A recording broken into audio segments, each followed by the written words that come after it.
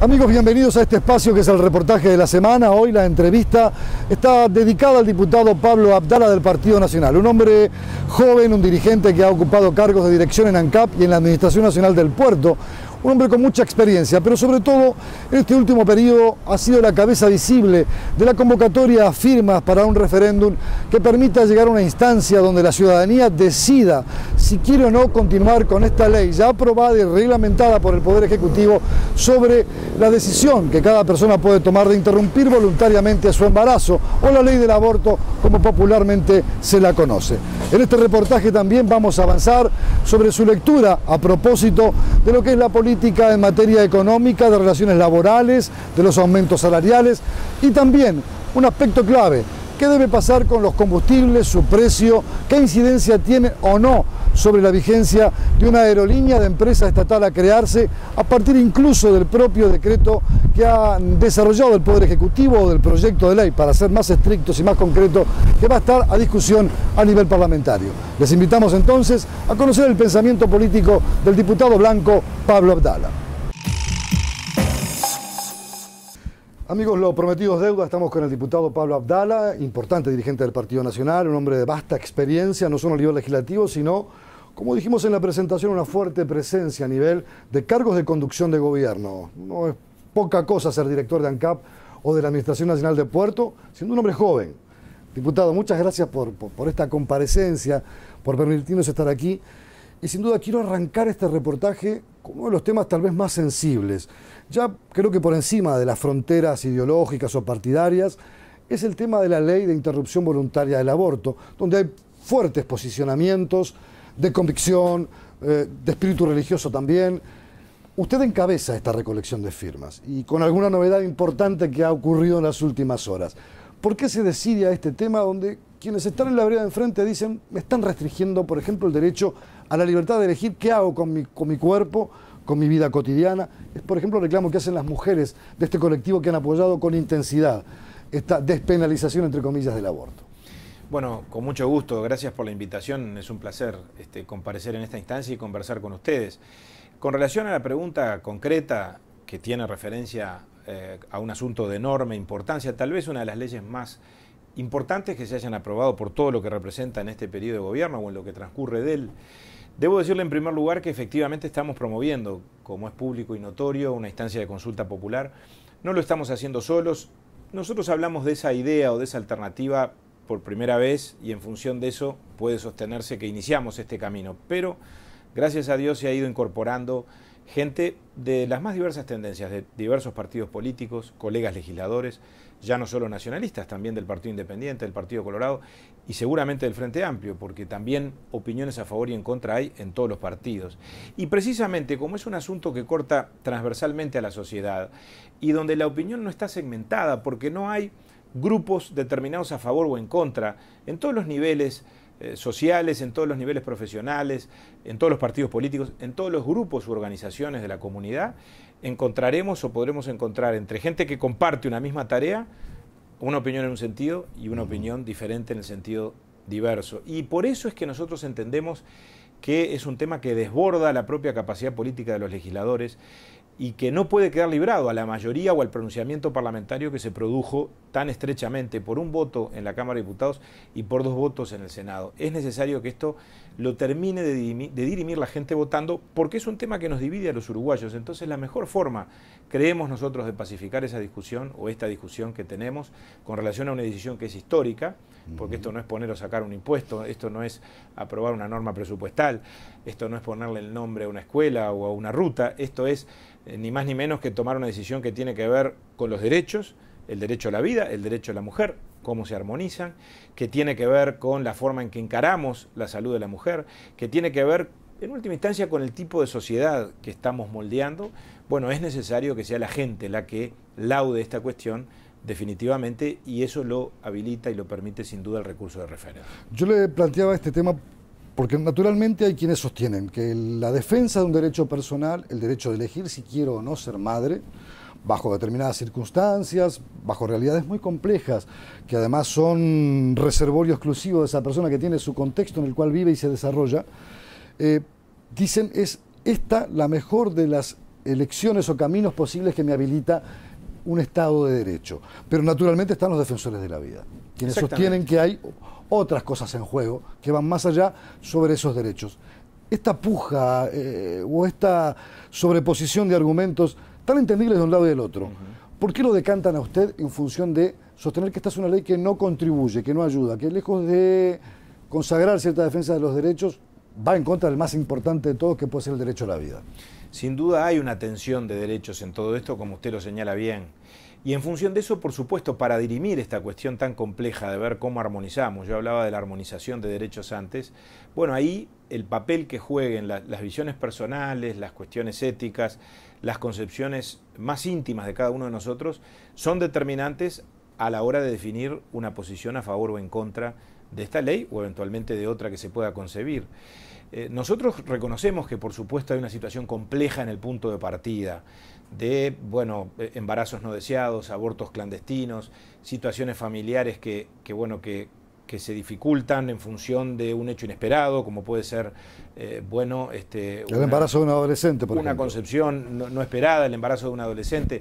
Ahora, la forma de resolver eso debe atender inexorablemente que por encima, por ejemplo, del derecho de la mujer a disponer sobre su propio cuerpo, en nuestra visión hay un derecho absoluto, preexistente a la propia norma constitucional, superior, yo diría un derecho natural, que es el derecho a ser protegido en el goce de la vida.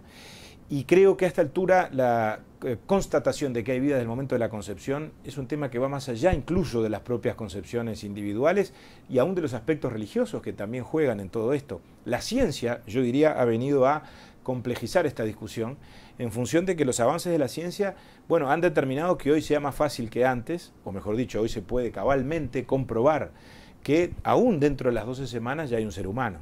Esto hasta lo reconocen, por lo menos que hay vida, quienes promueven la alternativa de la interrupción voluntaria del embarazo, en el entendido de que aún la vida puede ser motivo de una interrupción en la medida en que medien razones de proporcionalidad o de razonabilidad en función de determinadas razones de interés general. Otros entendemos que no. Es una discusión muy profunda, muy complicada, que tenemos que abordar, a mi juicio, con mucha delicadeza, sin descalificar la posición del otro, y nos parece que el mecanismo civilizatorio es el que en una democracia nos ofrecen las instituciones democráticas, en este caso la democracia directa a través del ejercicio del referéndum. ¿Cómo incide en la comisión de trabajo que usted organiza que haya un expresidente de la República con una connotación político-ideológica distinta a la suya? Estamos hablando del doctor Tabaré Vázquez, que posiblemente firme, porque él ya cuando fue primer mandatario de la República, una ley de naturaleza similar, la ley de salud reproductiva, le vetó el capítulo que hablaba de una posible salida hacia el aborto como un instrumento a legalizar. ¿Cómo incide eso? Bueno, casualmente en el día de hoy, cuando estamos grabando esta nota, trascendió públicamente la alternativa o la versión, por lo menos por ahora, que esperemos que se confirme, de que el doctor Tabaré Vázquez adheriría al recurso de referéndum con su firma.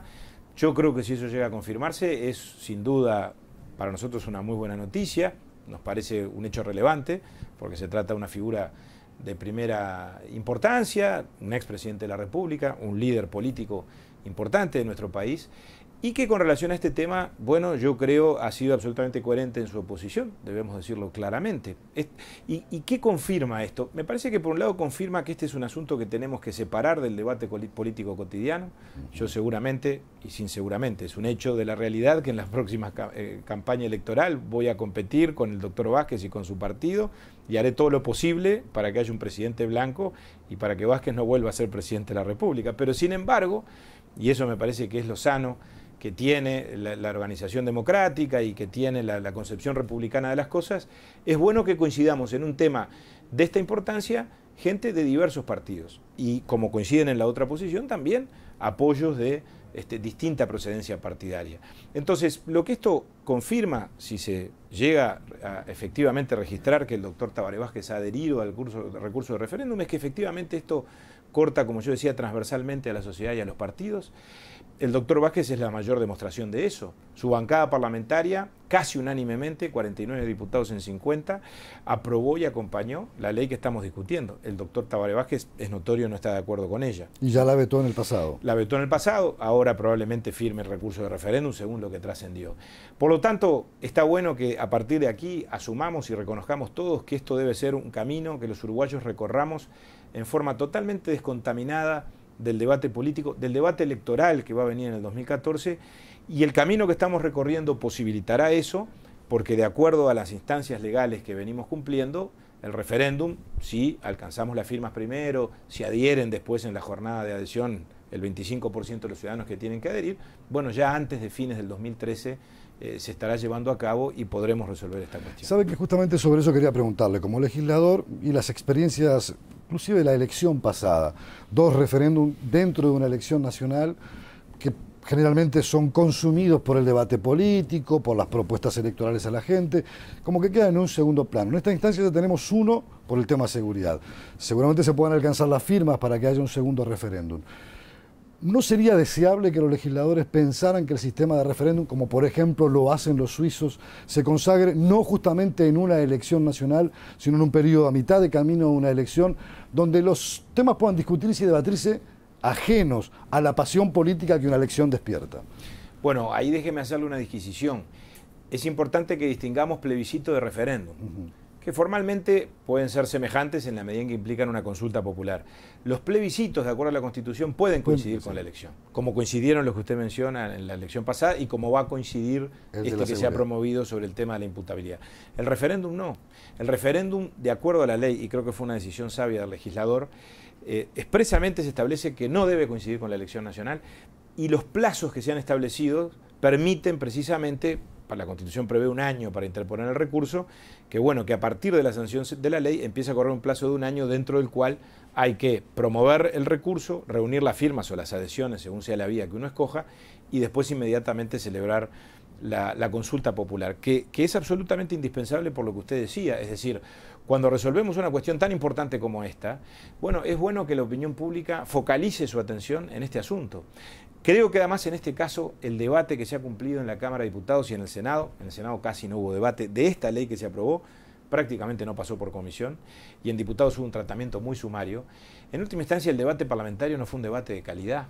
No fue un debate que a mi juicio lograra involucrar a la opinión pública. Me parece que la gente no siguió el tema porque el tema pasó muy rápido. Tal vez lo siguió mucho más por las redes sociales o por los colectivos que de un lado y el otro propugnaban por un resultado final de lo que era esta ley. Quienes lo apoyaban y quienes estaban en contra. Totalmente. Y los colectivos, que me merecen un enorme respeto y por supuesto son, digamos, actores de relevancia en el sistema democrático y juegan su parte y juegan su partido, muchas veces ayudan también a que la discusión se acalore y se apasione.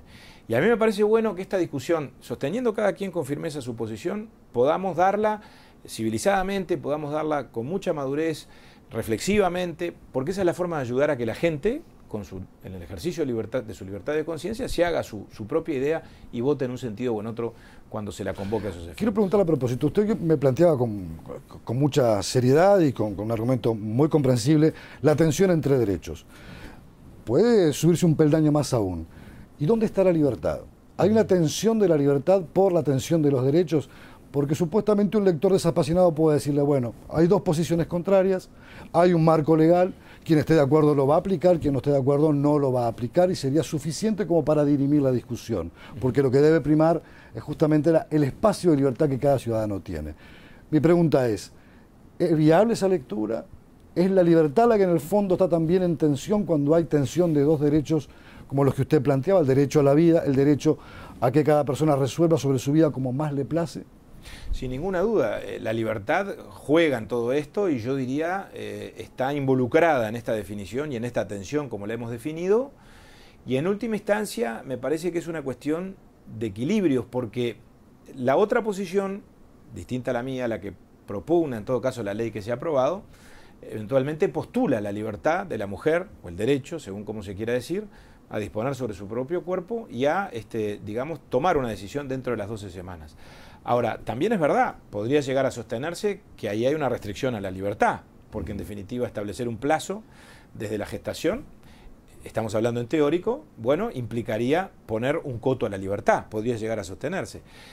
Desde la otra posición, desde lo que sostenemos lo contrario, no lo hacemos desde la negación de la libertad, lo hacemos desde la concepción de que hay un derecho que es absoluto, que es superior y que inexorablemente tenemos que respetar, porque lo manda a respetar la Constitución, porque lo mandan a respetar las normas internacionales, la Convención Americana de Derechos Humanos, que es el derecho a la vida. Ahora, es absoluto, pero admite excepciones, porque que sea absoluto no quiere decir que la protección en el goce, una cosa es el derecho y otra cosa es la obligación del Estado de protegernos en el goce de ese derecho, admite excepciones. Las establece hoy el Código Penal y pueden pensarse en otras. En términos de razonabilidad, como yo decía hoy, y de proporcionalidad, bueno, la interrupción voluntaria del embarazo yo creo que es concebible. Lo es en los casos de riesgo de vida para la mujer, lo es en los casos de la violación, sin ninguna duda. Lo puede ser aún en la situación de penuria económica grave que pueda llegar a acreditarse y pueda llegar a demostrarse. Por eso digo, me parece que esto es una cuestión de ser razonables, de armonizar derechos y en definitiva de lograr un resultado que obviamente quienes estamos en esto no propugnamos que las mujeres vayan presas. Yo creo que la discusión verdadera no es la despenalización del aborto, es su legalización, que son cosas distintas. Porque a mí no me interesa que las mujeres vayan presas y de hecho no van, porque no han ido. Y en el Uruguay se supone que se practican muchos abortos todos los años. El punto es cómo logramos que haya menos abortos, que nadie los quiere, ni los que estamos en una posición ni los que estamos en la otra, y la discusión en cuanto a la legalidad. Legalizar el aborto ayudará a que se practiquen menos abortos o eventualmente terminará estimulando a que se practiquen más. Ese es un gran punto que ha estado en el debate y creo que tenemos que analizar, sobre todo a la luz de la experiencia internacional que arroja mucha información muy jugosa. Le propongo una pausa y vamos a ir avanzando sobre otros temas que sin duda también están planteados en este escenario nacional. Amigos, ya venimos.